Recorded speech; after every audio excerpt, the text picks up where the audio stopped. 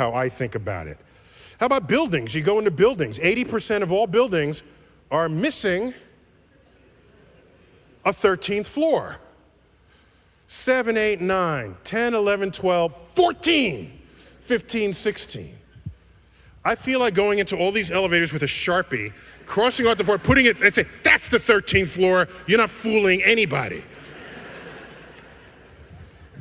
This is 21st century America, and we have people afraid of the number 13. And what happens when you get to lobby and then you go to floors below the lobby? What do they call them? B for basement, SB, sub SBB. Can I buy a vowel, please? Like, what are you doing there? We have perfectly good nomenclature for going below the lobby level. They're called negative numbers, okay? We know how to do this. It is well understood. But of course, this is America. There is a place in the world that has negative numbers. Oh, it's in Germany. Oh my gosh. Oh, by the way, is this a science museum? No, it's a history museum. Germany. Did you know that you can invest your money? A closer look in case you missed it. Okay? There's also bad physics. All right? Now, this illustration requires an explanation. This is an ad for Holiday Inn. Now, admittedly, this is Holiday Inn England rather than Holiday Inn America. But Holiday Inn is an American company. Now, this is an ad for a new marketing plan where you can have what they're calling bed warmers pre-warm your bed for you before you go to sleep at night. Okay, so the people on either side are the bed warmers. Now, of course, he's looking at her and not him. Just interesting fact there. But this is a thermodynamically pointless exercise because the only way you're going to get the body heat from those two people is if they are naked in your bed. But for reasons of sanitation, they are not only fully clothed, they are fully insulated. If you're insulated, your heat is not coming out. It stays within all of your clothing, so they are not heating the bed at all. Whoever thought this up never took Physics 101. If they did, then these two people would be naked. Welcome back, everybody. Welcome back, one and all, to the Dr. Nasir Shaikh Show. What's on tap for today? Well, it's one of our favorite astrophysicists, our astroscientist, Neil Degrasse Tyson, as he just absolutely goes nuts and asks that question, what the freak is wrong with America? Right? I mean, you just saw a little bit of that clip. We're going to show you more after this. But bed warmers, folks, bed warmers. You've got bed warmers, people actually in insulated clothing coming up to your room. How much do you pay for that? Is it $100 a trick? Sorry, didn't mean to say that, but this is just absolutely insane. But then it is across a pond with those Brits. Who knows what they might think of next? Oh, you know what? You mislabeled somebody. We're going to put you in freaking jail for the rest of your life. But you know what? We're going to send up a couple of bed warmers to your room, sir. How do you like them?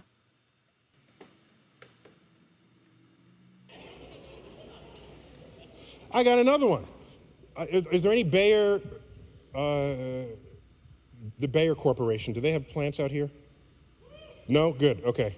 No, good. This is an ad from Bayer where they are boasting that they send their scientists into the schools to help out. So Bayer employees volunteer in a hands-on, inquiry-based program, making science make sense, to help kids develop a lasting passion for science. You're on. Try to get them interested. Now, first of all, they've got a black kid and a woman, like apparently these are the problem cases that you got to get interested. Like, how about the white kid with the tattoo who just got off the motorcycle? Where's he? Okay? But, okay, so these are the problem kids, okay? The woman and the black kid. All right, let's see. There's Neil deGrasse. He's got to throw that race card in there. You are Neil deGrasse throwing it in once again. What we're trying to get them interested in. Try to get them interested in why lighter things fall faster than heavier things. What? Somebody made a boo-boo. That's a tough one, huh? It's tough because that doesn't happen in this universe.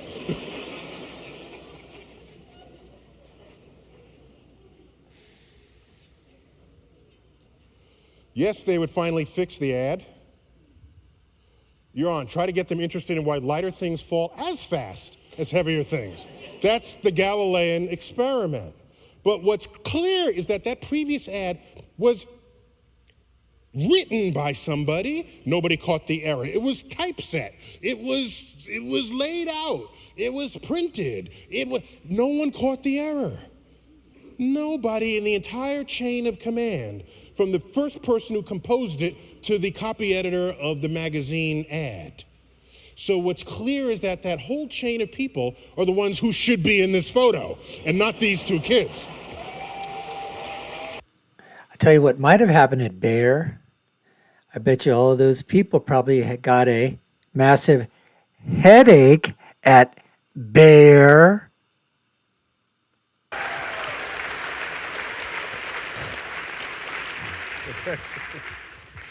The American Physical Society meets, it's sort of my professional physics organization, and choose a city. Occasionally, this one time we met in Las Vegas, but this is what happened here.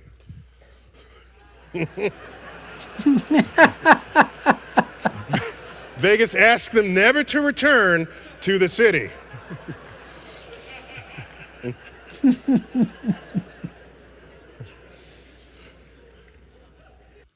What are the odds, huh? What are the odds?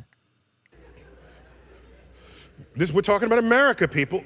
Bad engineering. What is this? Okay, levees broke in New Orleans, 2005. If you read accounts of this, they say, oh, Katrina came in and Hurricane Katrina, bad hurricane. Excuse me, pause, back up. Do you know Katrina was category 5 in the Gulf? On landfall, it was category 3. It had already passed over New Orleans. People were sweeping up some of the broken branches in the street. Then the levees broke. The city survived the hurricane just fine. What it is they didn't survive was faulty engineering. That was the problem in 2005. And I submit to you that you look at these images and people hoping to get rescued from their rooftops, and you ask yourself, what country is this? Some of us who are old enough, we used to see film loops of third world countries where you see an absence of infrastructure, people towing, their belongings with an ox through mud. And you say, oh, that's the third world. We live in America. What country is this? In the middle of Manhattan, a steam pipe explodes. People died. Steam? Don't we know how to move steam from one place to another? Wait a minute, we're actually still using steam? What? Okay. I'm not going far back in time to get these stories. Bridge collapses. I-35, Minnesota. A bridge collapsed?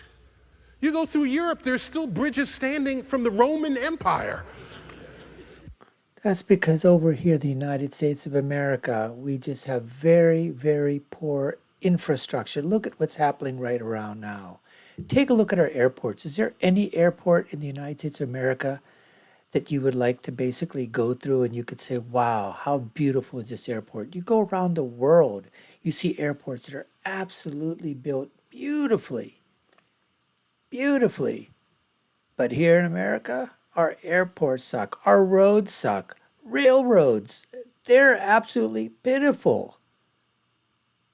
I mean, bridges, buildings. We were supposed to have an infrastructure bill, right? We were supposed to have one. just go. I mean, whatever they do, the majority of that money is basically siphoned off and it's just wasted. And it's a lot of graft, a lot of pork, you know, a lot of just, everybody's hand is in the till and very little gets done. Very little. And infrastructure United States of America, it is crumbling, folks. It is absolutely crumbling. Just take a look at our large cities and just look around. You'll see what we're talking about. We can't put a bridge over that, all right? That's not a river, this is a brook, all right? What? What country is this? Let's go to Los Angeles. Trains collide. People get hurt. Some people die. You think we would have figured this one out. A train comes this way, you don't send another train the opposite direction on the same track. That would be like commandment number 1. All right, Railroads 101. A crane collapsed. Back in New York, a crane collapsed. What, you can't hold up a crane? What country is this? Hurricanes come. We say, run! Now, here's what's interesting. I think these people already know about this, okay?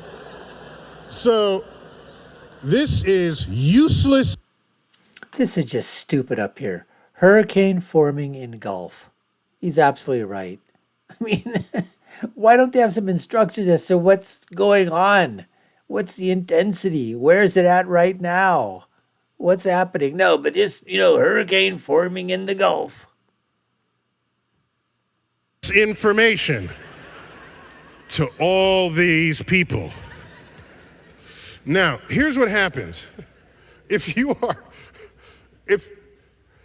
don't have scientists and engineers in your midst, when a hurricane comes or some kind of a natural disaster, your first thought is stockpile food and run. But if you're an engineer or a scientist and the disaster's coming, you say, how can I avert that disaster? I foresee a day where a hurricane forms in the Gulf. You put in some kind of apparatus that taps the energy of that hurricane, and that energy drives the electricity of the city that would otherwise be destroyed by the hurricane had it continued to go through. That's the kind of thinking that needs to go on in this world. I agree with that completely. Neil Degrasse, thinking out of the box a little bit. I mean, this is how inventions happen. This is how technology moves. People start thinking and dreaming, and people say, oh, that's impossible. You're going to be able to tap the intensity, the energy of a hurricane and power a city? What are you, crazy? What are you, nuts? People are going to say that, but you have to have people that are willing to say, you know what, why not? What do you mean? Push back against that. What do you mean? Why? What do you call it impossible for? Didn't they say it was impossible to go to the moon? It was impossible to go into outer space, impossible to land, spaceships on various planets, satellites. I mean, all the things in modern technology, what we said probably couldn't be done. I mean, you take a look at science, robots, electric vehicles. I mean, you name it, it's out there. The only thing, Neil, I would say is that when you talked about what an engineer or a scientist would do, the normal person you said is just going to go out there, grab some food and water and run. Well, at least that person who grabbed that food and water and ran is probably alive. I would be hoping that the scientist or the engineer are smart enough up here to say, you know what? Let me get the safety. Once I get the safety, then I'll start to figure out what I need to do, thinking outside the box.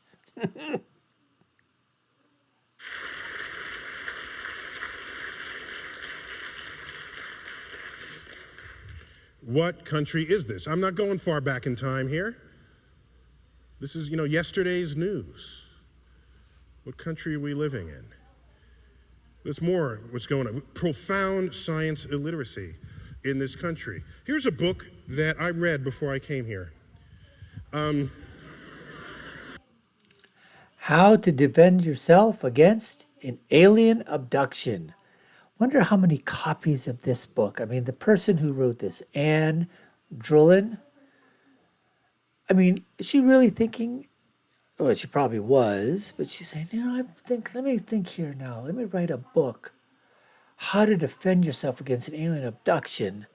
Don't know who I can talk to, but there are probably people out there that I can who are going to give me enough information on how to defend myself from an alien.